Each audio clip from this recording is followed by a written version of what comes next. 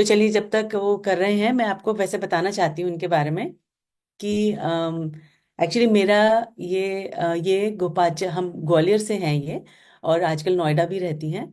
और ये वैसे एमएससी हैं केमिस्ट्री में, और इन्होंने बीएड करी हुई है ऑर्गेनिक केमिस्ट्री में। और मज़े की बात यह है कि इनका इतना साइंस का बैकग्राउंड है। पर ये और ये जैसे जो आई थिंक आ गई है क्या? हाँ, नहीं है तो इनका साइंस का बैकग्राउंड रहा है। तो इन्होंने जो जैन दर्शन पढ़ा और समझा, उसको इन्होंने बहुत ही लॉजिकली और साइंटिफिकली उसको समझा है, और समझाती हैं ये। गोपाचल स्वाध्याय नाम का इनका ग्रुप है। और हम लोग भी, क्योंकि वहीं पे मेरा एक्चुअली मेरी जर्नी जो शुरू हुई है तत्व ज्ञान की, वो उसका क्रेडिट इन्हीं को जाता है। और एक मिथिलेश जी जैन है भिंड, और एक अर्चना जी जैन नोएडा, ग्वालियर नोएडा। तो ये इनसे ही मेरा शुरू हुआ है जर्नी। और इन्होंने बेसिकली, जैसे परमागम ऑनर्स जब मैंने किया, तो परमागम ऑनर्स तो वॉज बिल्कुल एक स्ट्रक्चर्ड उसमें।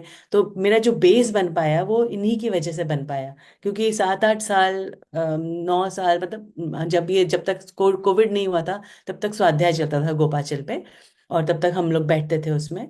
तो इन्होंने सारे आद्योपांत ग्रंथ पढ़ाए, और हमारा उसमें इतना बेस क्लियर किया, समय सार पढ़ाया, मोक्ष मार्ग प्रकाशक जी पढ़ाया। तो बहुत इनकी गहराई से इनका इनकी अलग ही एक दृष्टि रहती है। और बहुत प्रैक्टिकल भी होती है वो। तो जैसे आपको जो डे टू डे लाइफ की प्रॉब्लम्स होती हैं, वो आपको अनायास ही उसमें समाधान मिल जाते हैं। तो ऐसा इनका, और इनका बहुत सुंदर स्वाध्याय चलता है। आप लोग भी सुनना चाहें तो गोपाचल स्वाध्याय के नाम से है यूट्यूब पे। तो आप लोग जरूर जाके, अ, एक मिनट। हाँ, 1 मिनट मैं भी कुछ बोलना चाहती हूँ। जी बोलिए। मैम के बारे में है कि जैसे मैंने भी परमागम ऑनर्स कोर्स किया 5 साल।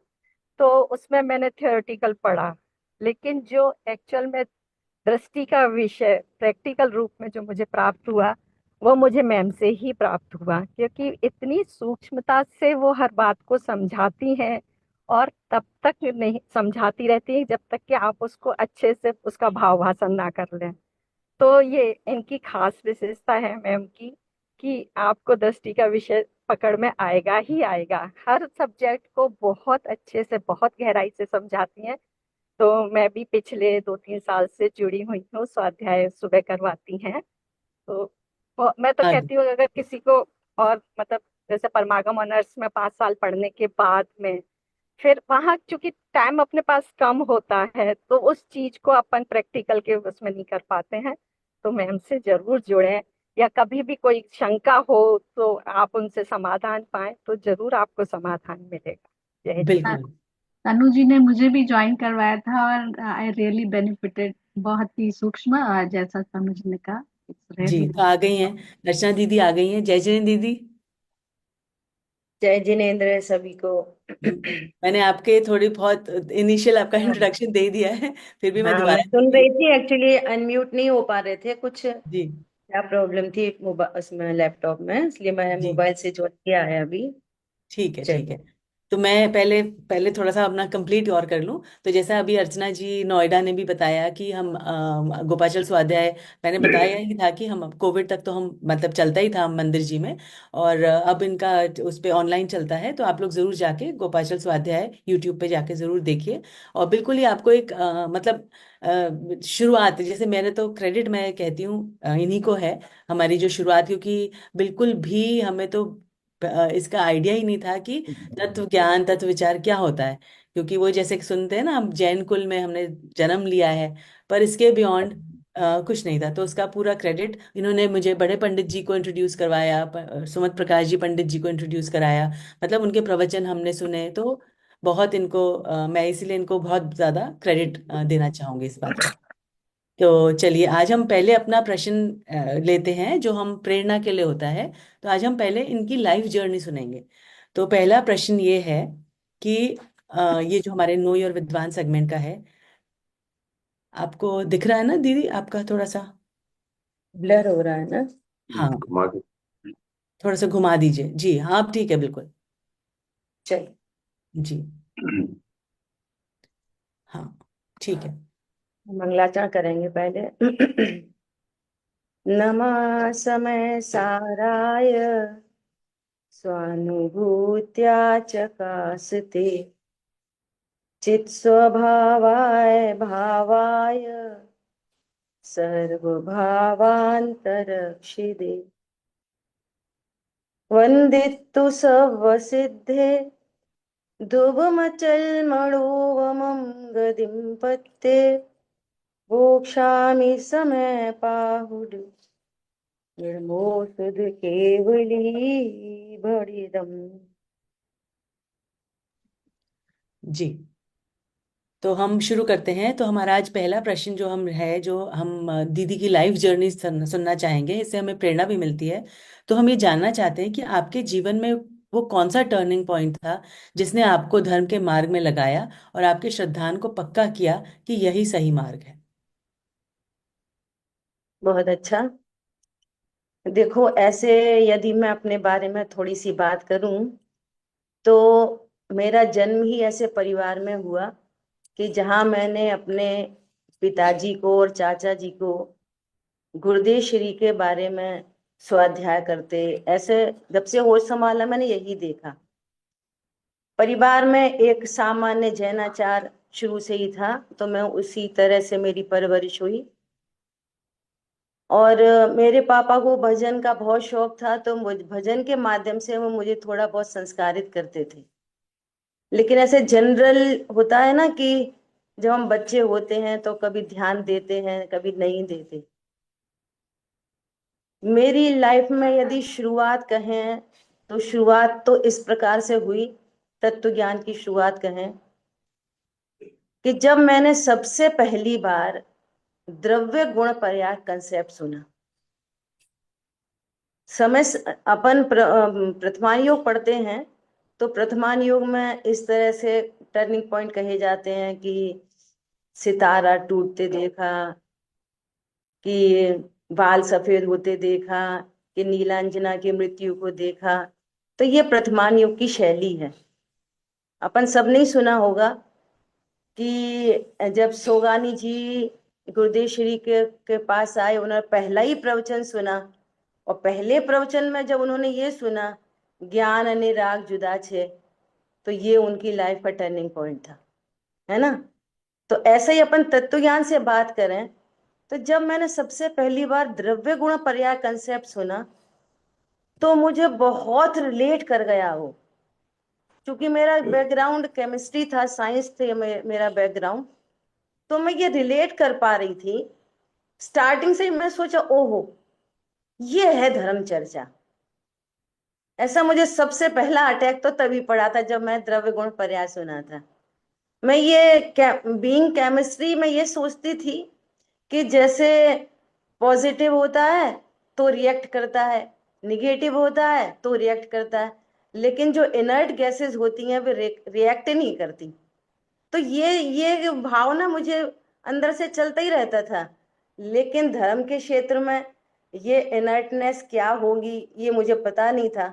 लेकिन जब मैंने द्रव्य गुण पर्याय सुना तो मुझे मुझे वस्तु विज्ञान ख्याल में आया कि ये जैसे हम केमिस्ट्री में हमें प्रैक्टिकल में ओर दी जाती थी, खनिज दिया जाता था कि आप इसमें मेटल एक्सट्रैक्ट करो, तो मुझे ये पता चला वो ये वस्तु विज्ञान है, मैं जीव हूं। ये वाली बात मुझे वहीं घर कर गई थी। सेकंड बात कब हुई, जब मैंने द्रव्य गुण, मैंने जब जैन सिद्धांत प्रवेशिका पढ़ी तो जब उसमें तीसरी परिभाषा पढ़ी जिसमें कहा था कि गुणों की पर्याय होती है, गुणों के परिणमन को पर्याय कहते हैं, तो दूसरा पॉइंट मेरे लिए ये बन रहा था। क्या बन रहा था, ओहो पर्याय गुणों से होती हैं, इसका मतलब है कि पर द्रव्य से कोई पर्याय नहीं उत्पन्न होती। जैसे हम आजकल सब पढ़ ही रहे हैं कि गेयों से ज्ञान नहीं होता, मेरे ज्ञान में जो भी गेय बनते हैं वो स्वयं से ही बनते हैं, पर द्रव्य उसमें का कोई हस्तक्षेप नहीं है।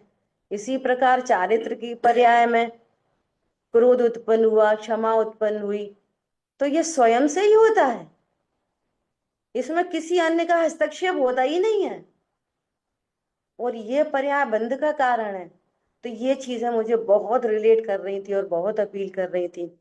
तब ये पता चला कि धर्म का मतलब वो जो इनर्टनेस मुझे पहले लग रही थी, वो यहाँ पकड़ में आई कि जो वीतराग प्रणति है, यहाँ पर कोई रिएक्शन नहीं होता, कोई एक्शन नहीं होता, यहीं सहजता हो सकती है।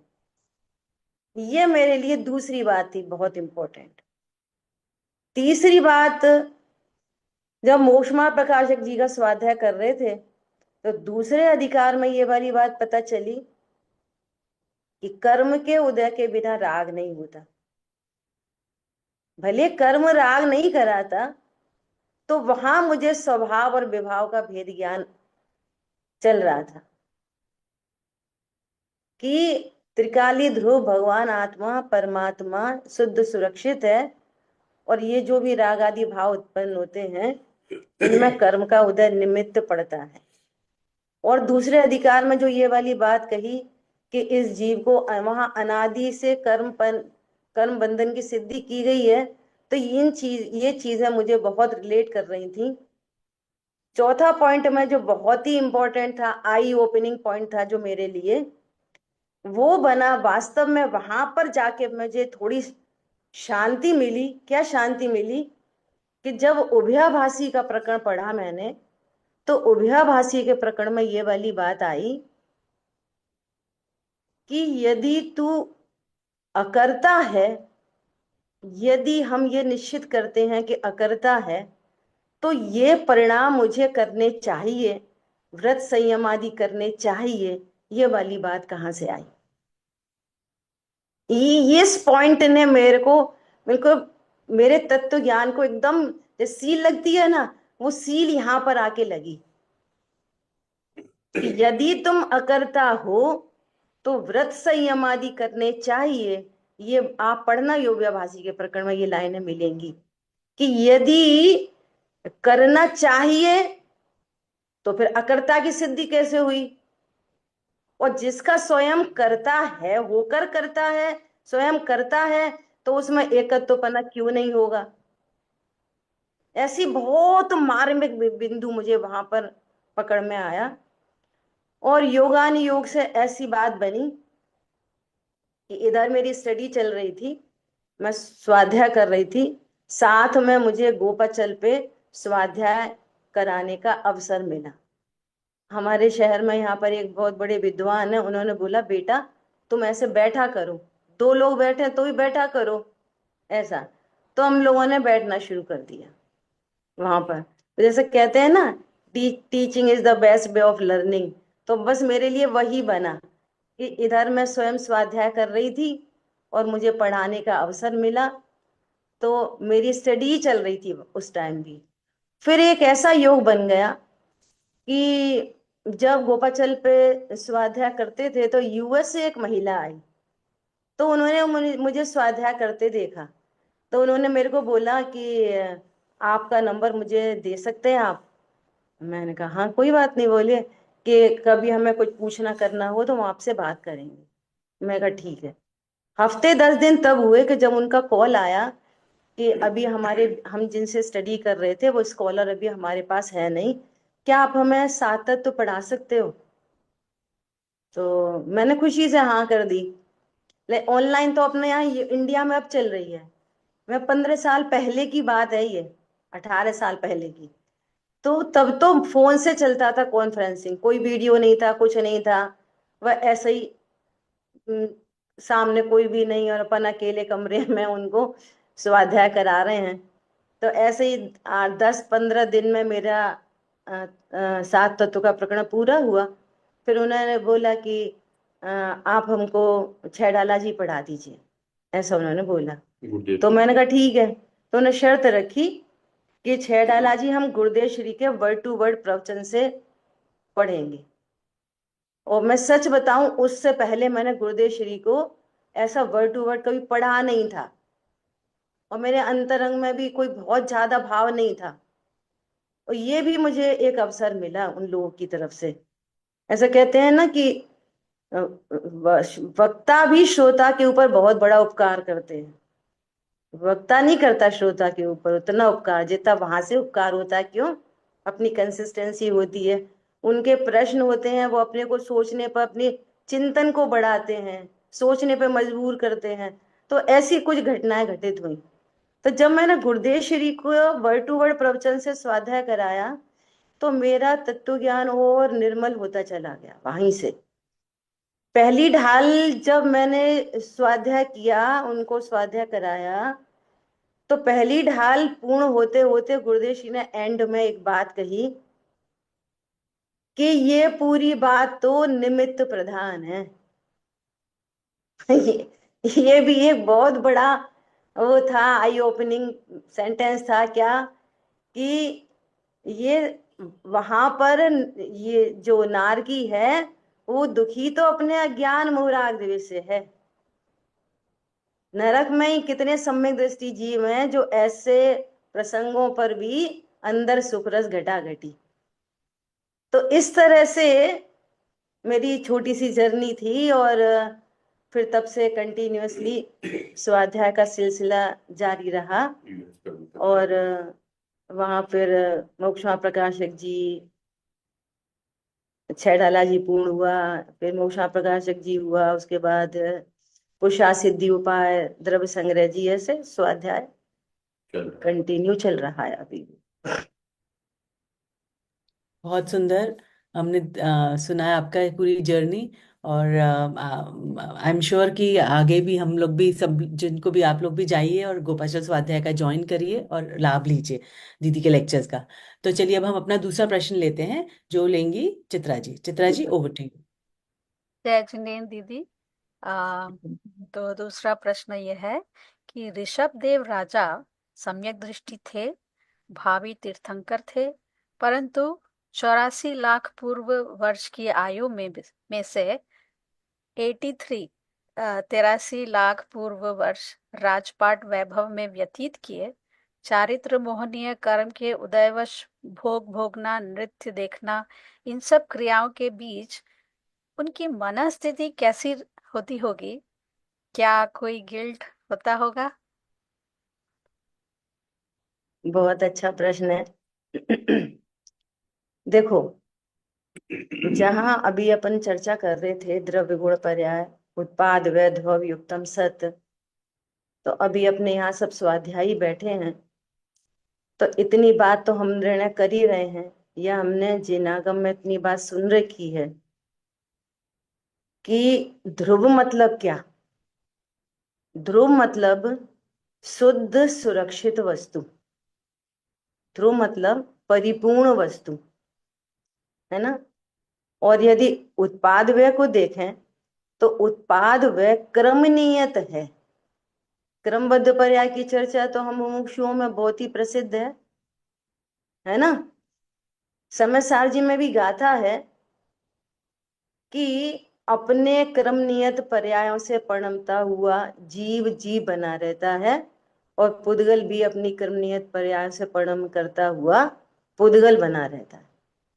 अब अपन छायक सम्यक दृष्टि जीव की यदि बात कर रहे हैं, तो छायक सम्यक दृष्टि जीव को यह कंसेप्ट पता होगा कि नहीं पता होगा, उनको ध्रुव दृष्टि होगी कि नहीं होगी कि मैं परिपूर्ण हूं, और जो पर्याय उत्पन्न हो रही हैं वे क्रम नियत हैं, है ना।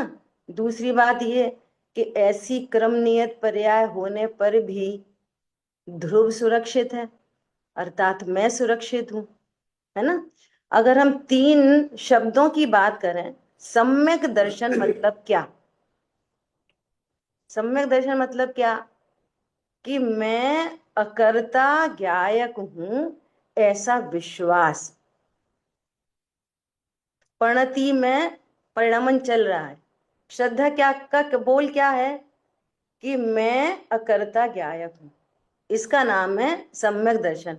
और वहां तो छायक सम्यक दर्शन है, ठीक है। छायक सम्यक भी नहीं है, छायक सम्यक दर्शन। सम्यक ज्ञान का मतलब क्या होता है कि ज्ञान स्वपर प्रकाशक है, तो ज्ञान में स्व और पर दोनों ही जानने में आते हैं, ठीक है। लेकिन सम्यक ज्ञान किसको कहना कि स्व जानने में आए तो स्वपने, और पर जानने में आए तो परपने।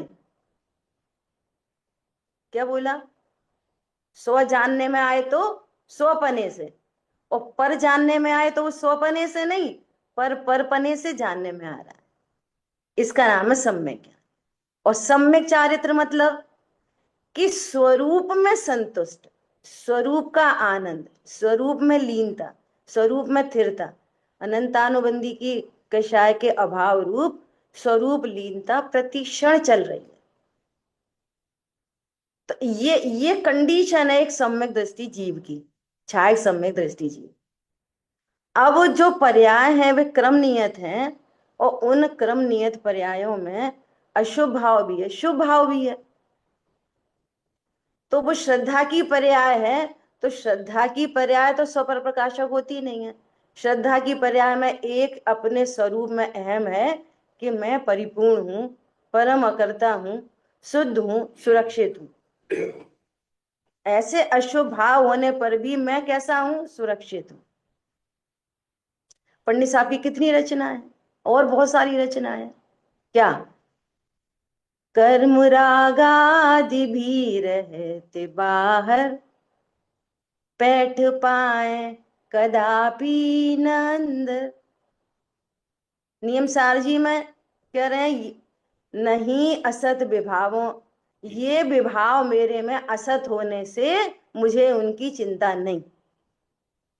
जिन पर्यायों का वे अपने को अकर्ता देखते हैं, तो अब उन्हें रिग्रेट होगा कि नहीं, गिल्ट होगा कि नहीं, अपने अकर्तृत्व का आनंद होगा कि उन क्षणिक पर्यायों का गिल्ट होगा?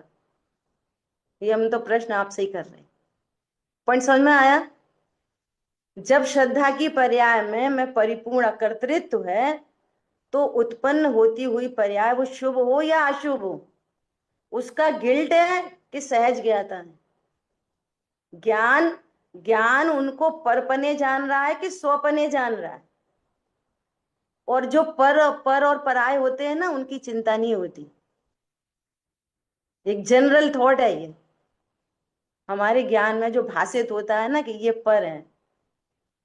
अपने बच्चे को कुछ हुआ और पड़ोसी के बच्चे को या दूर को कुछ हुआ, तो किसकी चिंता होती है? अपने बच्चे की कि पराये की? तो ज्ञान में जब ये निर्णय बन जाता है कि ये पर है, ये पराये हैं, तो उसकी चिंता नहीं होती। आचार्य भगवान कह रहे हैं असद विभावों की चिंता नहीं। क्यों नहीं? असद विभावों की चिंता निज स्वरूप में सतत रमनता, इसलिए उन्हें गिल्ट नहीं होता। ख्याल में आई बात? और एक सैद्धांतिक रहस्य है। क्या रहस्य है? कि चौथे गुण स्थान में भी शुभ अशुभ परिणामों का बहुत तूफान है ना? तो अशुभ जो तीव्र कषाय होती है वो गलती कराती है, और मंद कषाय होती है वो सॉरी बुलवाती है।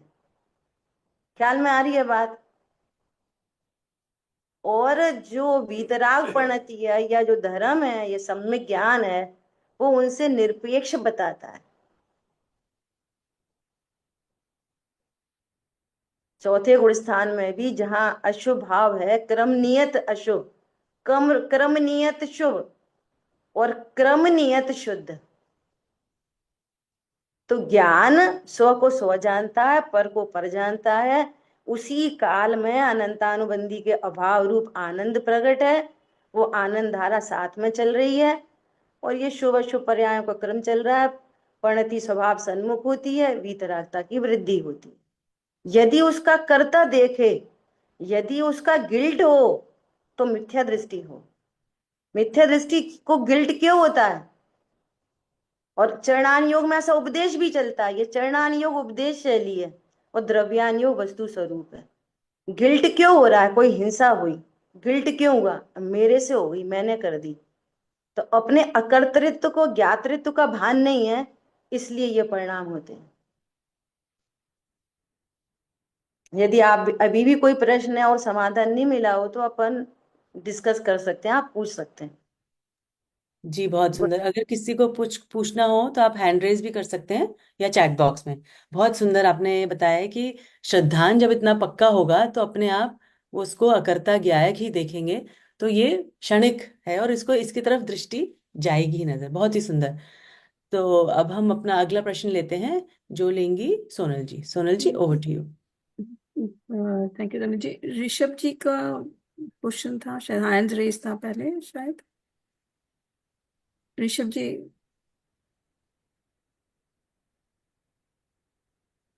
ठीक है, मैं आगे बढ़ती हूँ, नहीं तो आप चैट में पोस्ट कर दीजिएगा अगर आपके कोई क्वेश्चन मेरे है तो। ख्याल से उन्होंने क्लैप करके भेजा है शायद। अच्छा। हाँ हाँ हाँ, चलिए।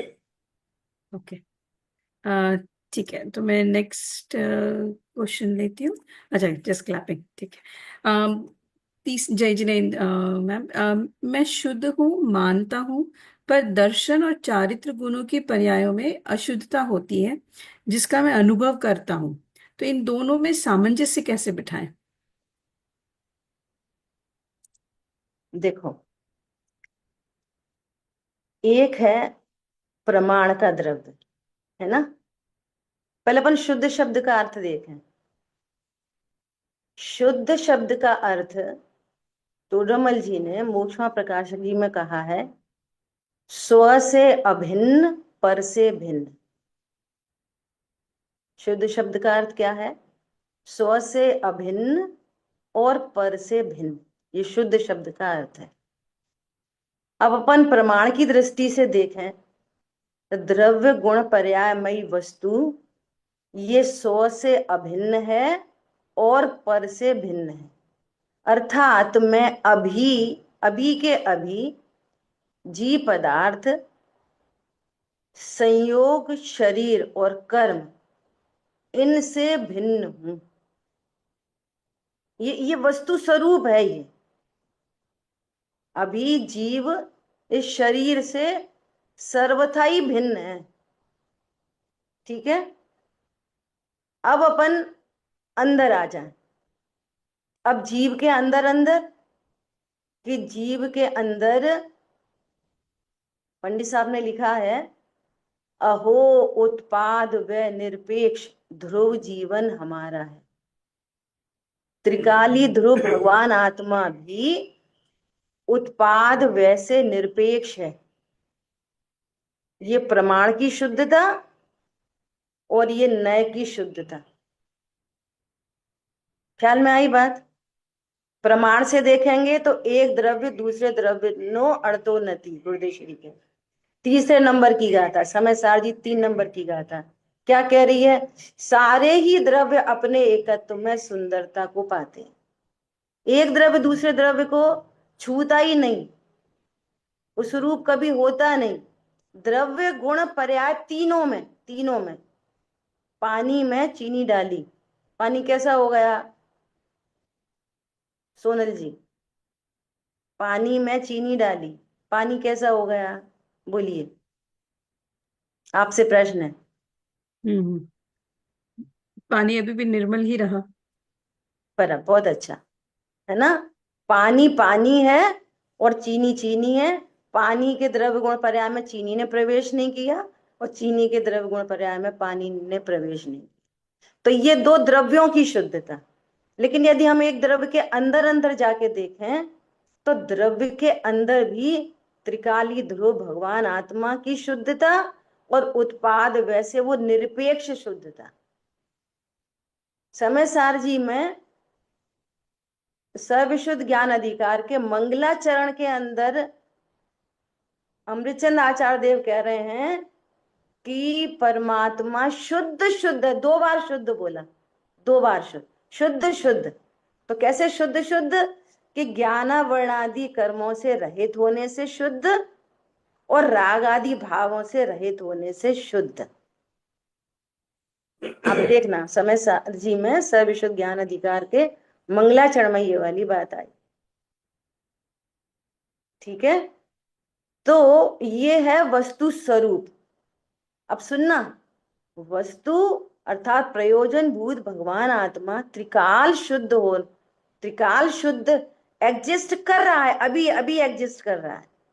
लड़ाई के परिणाम के काल में शुद्ध है, भोजन करने के काल में शुद्ध है, भोजन का परिणाम चल रहा है ना, शुद्ध है। ये वस्तु स्वरूप है।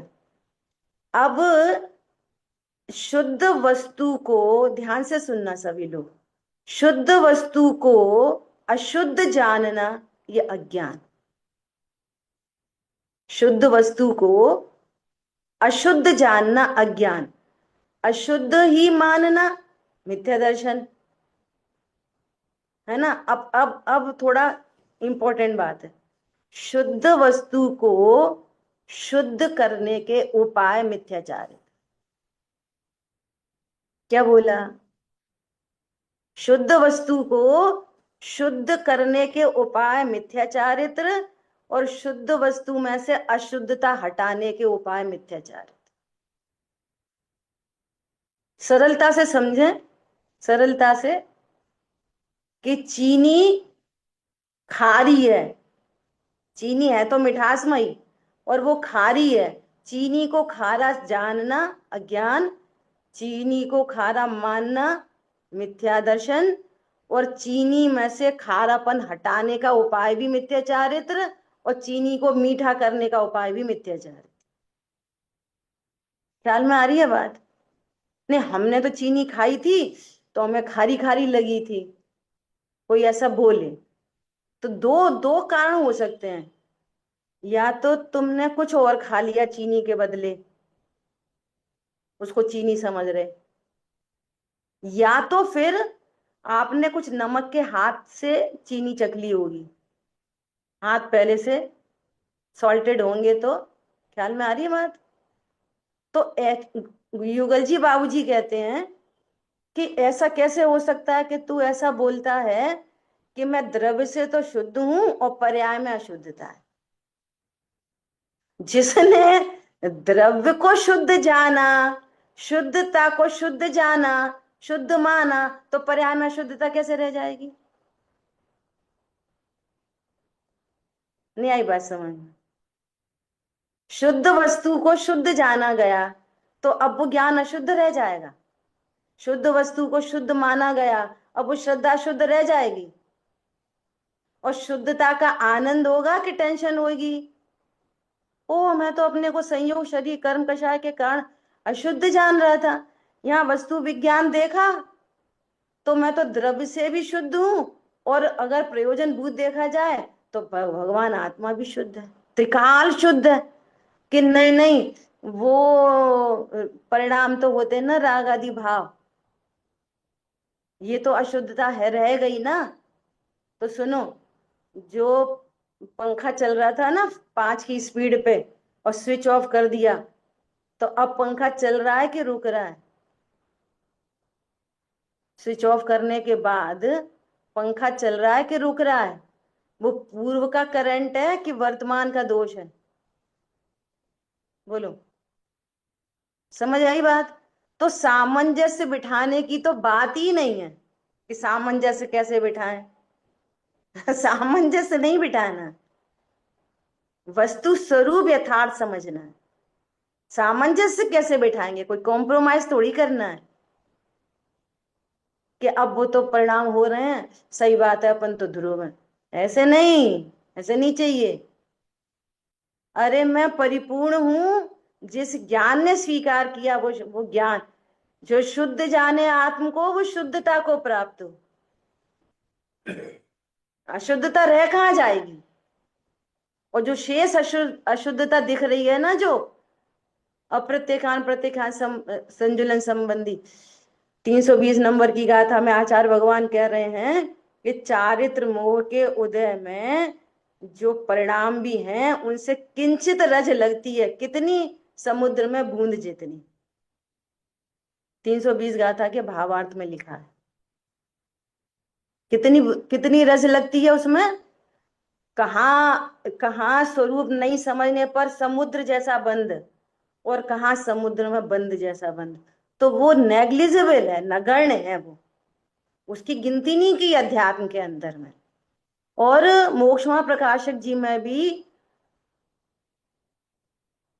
ठोडरमल जी कहते हैं, क्या कहते हैं?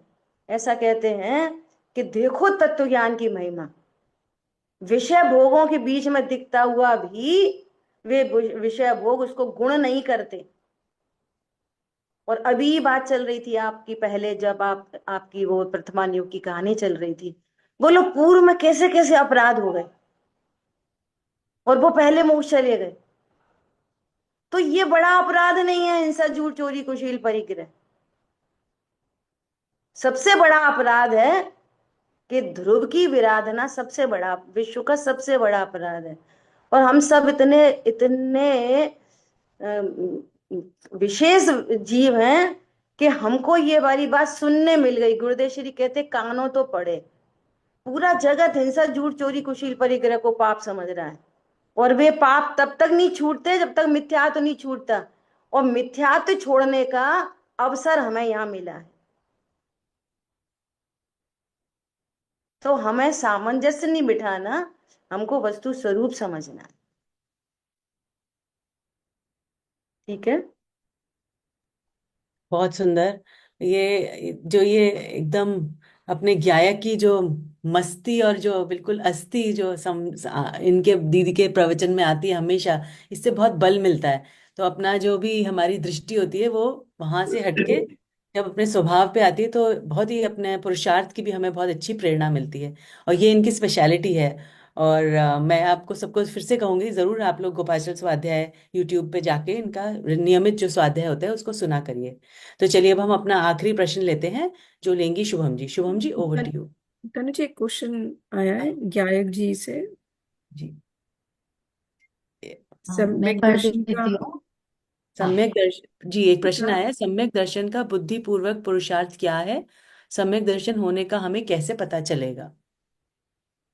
हाँ, बहुत मार्मिक प्रश्न है ये।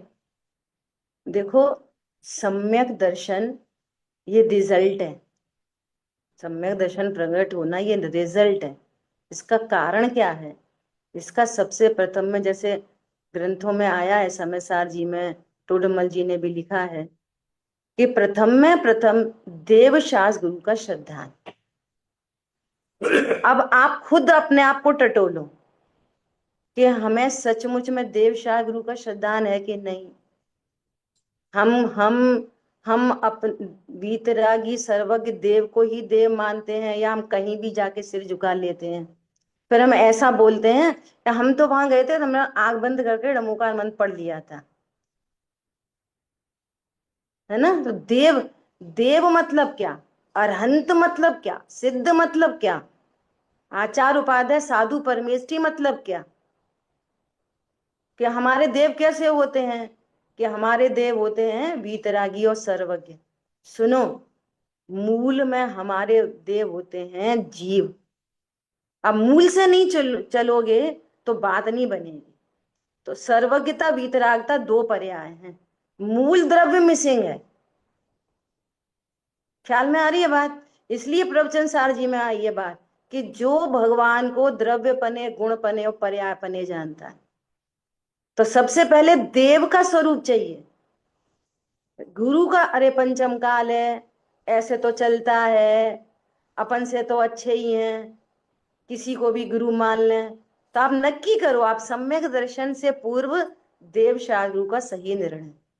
अब देव ने जब कहा कि 6 द्रव्य होते हैं, तो हमें 6 द्रव्यों का विश्वास है कि नहीं। उन्होंने बताया कि 7 तत्व होते हैं। अब 7 तत्वों में पुद्गल को कह रहे हैं मात्र ज्ञान के गेय हो।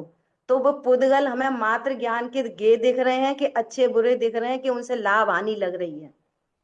घर में 10 लाख की 50 लाख की गाड़ी आ गई तो हमें कुछ बढ़ा हुआ दिखाई दे रहा है। खबर आई क्या कि प्रमोशन हो गया, 10 लाख का प्रमोशन हो गया, बिजनेस में लाभ हो गया। तो मैं मात्र ज्ञान का गेय भाषित हो रहा है कि अपनी कुछ बढ़ोतरी भाषित हो रही है। सम्यक दर्शन ऐसे प्रकट होता है। भगवान बता रहे हैं कि आशा बंद दुख रूप है। तो मैं अशुभ और शुभ कषायों में भेद दिखाई दे रहा है कि विद शुभ अशुभ वृत्ति एकांत दुख अत्यंत मलिन संयोगी है। कि हमें शुभ भाव में गुड फीलिंग और अशुभ भाव में बैड फीलिंग चलती है। आप देखो हमें आश्रम का श्रद्धान है कि नहीं।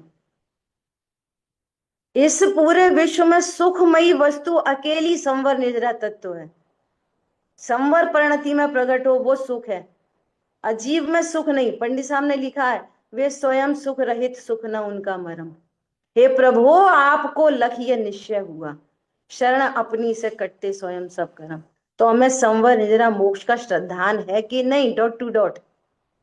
ये श्रद्धान होता है, ज्ञान का अर्थ है हे गे उपादेय का निर्णय। और वो जब वहां उपादेय वस्तु त्रिकाली ध्रुव परमात्मा है, जब ज्ञान में ये वाली बात आती है तो वो ज्ञान सहजपने स्वभाव में ढल जाता है। ये है सम्यक दर्शन की पात्रता। और हमें कैसे पता चले कि हमें हे भाषित हो रहा है और अपने अपना बहुमान चल रहा है, अपने पता चला कि मैं अविनाशी हूं तो अविनाशी पने का आनंद चल रहा है। इससे आपको पता कोई थोड़ी बताएगा, हमें खुद अपने आनंद का पता हमें खुद चलेगा। अपनी निश्चिंता निर्भयता का पता हमको सविकल्प तत्व निर्णय में पता चलेगा, तो निर्विकल्पता आ जाएगी। ऐसा। जी बहुत सुंदर। हमारी निश्चिंत, आप हमेशा कहते हैं जैसे कि हमारा थर्मामीटर हमारे पास है और हमें हमारे उससे पास। पता चलेगा। बिल्कुल। अब हम अगला प्रश्न लेते हैं जो लेंगी Shubham ji. Shubham ji, over to you. जय जिनेन्द्र मैम। अभी प्रश्न है, जीव विपाकी कर्म और पुद्गल विपाकी कर्म प्रकृति क्या है? अपने को कितनी देर में क्लोज करना है? 3 मिनट में क्लोज करना है ना, टाइम हो रहा है। जी 4-5 मिनट, हाँ। है ना। देखो, अभी कर्म का भी फंडामेंटल से अपन थोड़ी सी चर्चा करेंगे कि जो कर्म का बंधन होता है ना जीव को, तो इनका निमित्त नैमित्तिक संबंध हमेशा पर्यायों से बनता है। न द्रव्य के साथ निमित्त नैमित्तिक संबंध होता है, न गुणों के साथ निमित्त नैमित्तिक संबंध बनता है।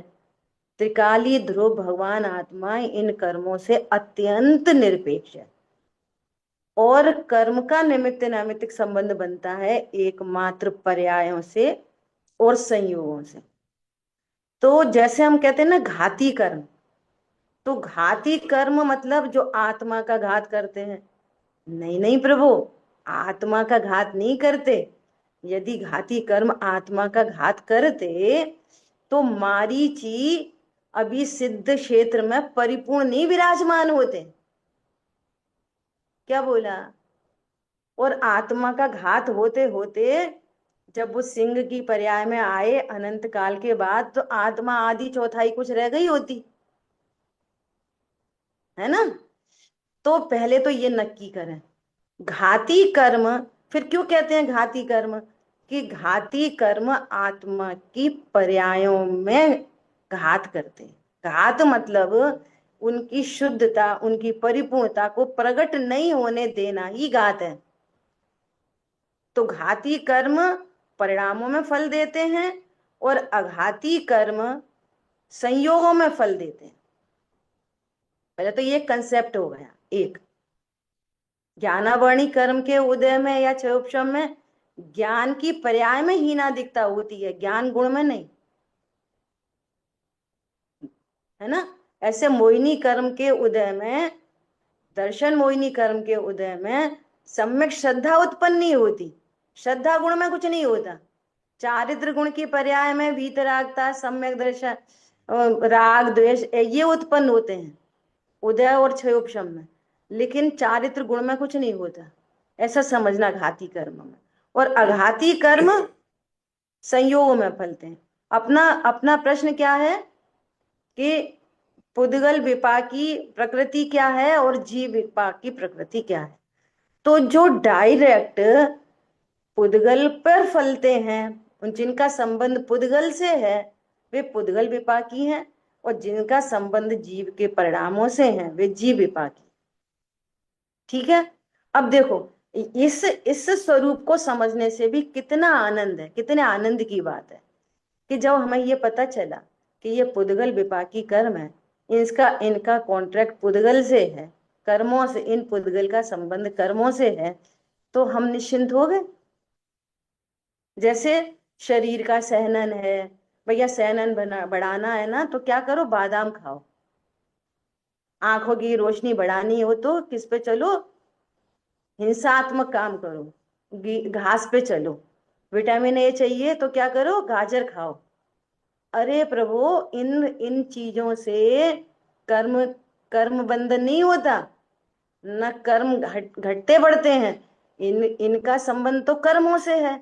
तो जब पता चलेगा कि ये कर्मों से है इनका संबंध, तो उनको हटाने, मिलाने, कम करने, ज्यादा करने का भाव शांत होता है। क्यों? ये शरीर गोरा है, सुंदर है, काला है, मोटा है, पतला है, ये तो नाम कर्म की प्रकृति का कार्य है। और नाम कर्म की प्रकृति का संबंध अन्याय नीति अवक्ष से तो है ही नहीं, और उल्टा पाप कर्म बंधेगा। ख्याल में आ रही है बात? तो ये पुद्गल प्रकृति, ये सॉरी, ये क्या बोलते हैं, जो कर्म है, ये जो प्रकृतियां हैं, ये पुद्गल विपाकी हैं। तो ये स्वरूप समझने से हमारा ज्ञान निश्चिंत निर्भर होता है उस साइड से। और जीव विपाकी जो प्रकृति है, वो जीव के परिणाम फल देती है। तो ये स्वरूप समझने पर भी हमें स्वभाव और विभाव का भेद ज्ञान होता है कि ये जो ज्ञान की हीना दिखता है, ये जो कषाय हैं, इनका संबंध कर्म के साथ में है, अर्थात भगवान आत्मा ध्रुव मेरे से नहीं है। तो स्वभाव और विभाव में भेद विज्ञान होता है। ये कर्मकृत भाव है, जीवकृत भाव नहीं है। तो इनमें स्वभाव और विभाव से भेद विज्ञान होता है कि ये जीव विपाकी कर्म है। और देखो कितनी गजब की बात कि अन्य जीवों को भी देखने की दृष्टि बदलती है हमारी, कि जब हम उनके कोई ऐसे परिणाम देखते हैं तो हमें ये निश्चित होता है, ओहो, ये जीव विपाकी प्रकृति का कार्य है, ये भी परिपूर्ण परमात्मा है। तो हमें दोनों तरह से हमें भेद विज्ञान ही होता है।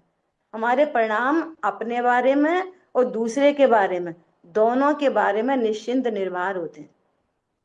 पुद्गल विपाकी प्रकृति के बारे में भक्तामर जी में लिखा है, हे प्रभु, इस विश्व के सारे ही सुंदर पुद्गल परमाणु आपके शरीर में लग गए, परम औदारिक देह में। तो अब मैं कैसे सुंदर हो सकता? अब आप विचार करो, कौन से फेशियल से हम सुंदर हो सकते?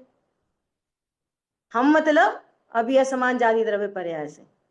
ये शरीर ऐसे कौन से फेशियल से सुंदर हो सकता? भैया पुद्गल विपाक की कर्म प्रकृति का कार्य है।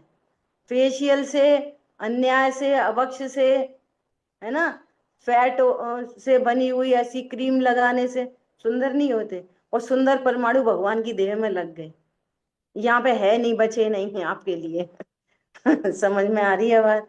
और सुंदर शरीर चाहिए तो वो सुंदरतम द्रव्य का आश्रय करें, तो परिणाम भी सुंदर हो और ये देह भी सुंदर हो। क्योंकि सुंदर वस्तु हमेशा सुंदर पैकिंग में होती है। ऐसे अनंत चतुष्टयात्मक परिपूर्ण आत्मा परम औदारिक देह में विराजमान होती है, उससे पहले नहीं होती। ठीक है? बहुत सुंदर। किसी को भी कोई प्रश्न हो तो आप हैंड रेज करके आप पूछ लीजिए। और आप देख रहे हैं दीदी, सब आपके थम्स अप और क्लैपिंग आ रही है। बहुत ही सुंदर आपने हमारा बताया, और आपको ये सब, आपको भी जवाब सुन के आपको दिख पता भी चल गया होगा कि कितनी क्लैरिटी है इनकी कॉन्सेप्ट्स की, और कितना मतलब एक एक वर्ड का जो डेफिनेशन देती हैं। और जैसे गांधी जी ने कहा था कि अगर एक आप लड़की को आप पढ़ाओगे या औरत को पढ़ाओगे तो पूरा घर पढ़ जाता है। तो ऐसे ही जो अर्चना दीदी ने काम किया है, मतलब ये सच में मेरी one of the precious memories है कि मैं और मेरी दोनों मम्मी, मतलब मेरी सासू माँ और मेरी माँ, हम जब कोविड से पहले हम तीनों बैठ के इनके गोपाचल पे पर्वत पे सुनते थे इनके प्रवचन। और वो इतना अच्छा लगता था क्योंकि खटपट देखिए वहीं से शुरू होती है, घरों से। और जब आपको वहीं से सोल्यूशन मिल रहे हैं तो हमारे तो तीनों की लाइफ बहुत बदली है। और इसका बहुत मैं हमेशा वैसे इनको कहती भी हूँ। तो थैंक यू सो मच, आपने जीवन जो हमारा बदला है उसके लिए तहे दिल से बहुत बहुत थैंक यू है। और आशा है आगे जब भी जरूरत होगी आप जरूर आएंगी। और आप लोग जरूर। सब जाके गोपाचल स्वाध्याय पे जुड़िए। और चलते चलते इतनी बात कहना चाहती हूँ जी। कि ज्ञान ज्ञों से नहीं होता। जितने लोगों ने क्लैप किया है ये उनका ही ज्ञान है जो वो क्लैप कर रहे हैं। इसमें सचमुच में मेरा कुछ नहीं है, ऐसा नहीं है। वस्तु स्वरूप ऐसा है, जो अच्छा सुनता है वो कहता है टीचर अच्छा है। जो अच्छा नहीं सुनता, जिसको समझ में नहीं आई, वो कैसे बोलेगा टीचर अच्छा है? वो सचमुच में वो आपकी समझ है, और कभी भी ज्ञेयों से ज्ञान नहीं होता, ये वस्तु स्वरूप है ये, है ना, ऐसे। जी, थैंक यू सो मच। और आशा है दीदी, आप जब भी आगे हमें जरूरत होगी आप जरूर समय निकाल जरूर, के आ पाएंगे। जरूर। जी, थैंक यू। अब हम अपना, जिनवानी स्तुति करना। जी, हम भजन लेंगे बस और जिनवानी स्तुति करेंगे। और मैं बताना, मैं भूल गई थी बताना कि दीदी गाती भी बहुत अच्छा है भजन। तो इन्होंने एल्बम भी निकाली थी एक भजन की। और तो तो चलिए तनु आज हम, जी आज उनका ही दीदी भजन कोई सुने। बोलिए। या आज आप लेंगे दीदी, भजन लेंगे कोई? अपने बीच में ना मंगलारती ऋषभ हैं, शांतनु जी हैं, ये लोग लेंगे बहुत अच्छा भजन। तो शांतनु जी आप लोग भजन ऋषभ ऋषभ लेगा, ऋषभ अच्छा अच्छा लेता है। ऋषभ लीजिए। भैया ले लो आप। अच्छा, एक मिनट। कि पहले अपन थॉट ले ले तनु जी। हाँ, थॉट लीजिए तब तक, मैं तब तक इनको वो तो बनाती हूँ को होस्ट। आज का जो थॉट है फॉर द वीक, कि तत्व निर्णय में उपयोग लगाना ही पहला पुरुषार्थ है। तो ये इसको अपनी जो पूरी दीदी की चर्चा रही उसको भी चरितार्थ करता है कि तत्व निर्णय में उपयोग लगाना ही पहला पुरुषार्थ है। बिल्कुल। तो अब हम भजन लेते हैं, जो लेंगे ऋषभ जी। ऋषभ जी मैंने आपको कर दिया है, आपको होस्ट बना दिया, आप अनम्यूट करके ले सकते हैं। जी जी जी।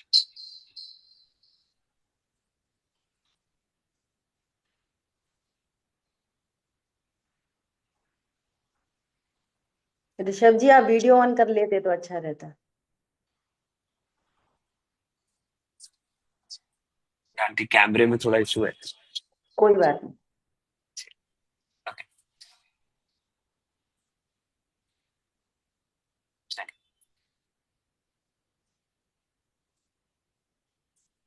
माता तू दया करके कर्मों से छुड़ा देना, इतनी सी विनय तुमसे चरणों में जगा देना।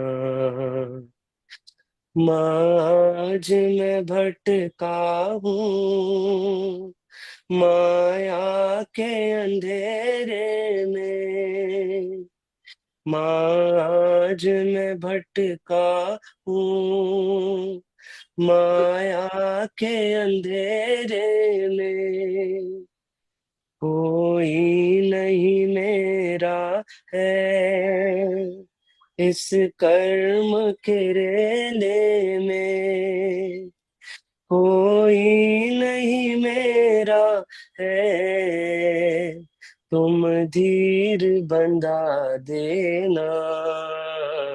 माता तू दया करके कर्मों से छुड़ा देना। जीवन के चौराहे पर मैं सोच रहा कब से, जीवन के चौराहे पर मैं सोच रहा कब से, जाऊं तो किधर जाऊं यह पूछ रहा मन से, पथ भूल गया हूँ मैं तुम राह दिखा देना। माता तू दया करके कर्मों से छुड़ा देना। लाखों को उभारा है मुझको भी उभारो ना, लाखों को उभारा है मुझको भी उभारो तुम, मझधार में है नैया उसको भी तेरा दो तुम, मझधार में अटका हूँ उसे पार लगा देना। माता तू दया करके कर्मों से छुड़ा देना। इतनी सी विनय तुमसे चरणों में जगा देना। बहुत अच्छा। जा वाणी के ज्ञान से सूझे सूझे लोका लोकालोक, सोवाणी मस्तक नमो सदा देतु ढोक। बोलिए द्वाशांग मई जिनवाणी माता की जय। जय जिनेन्द्र सभी को। जय जैन सभी को। 9 बार नमोकार मंत्र के कार्योत्सव करेंगे। मिलते हैं अगले सैटरडे इसी समय। थैंक यू एंड जय जिनेन्द्र। जय जिनेन्द्र।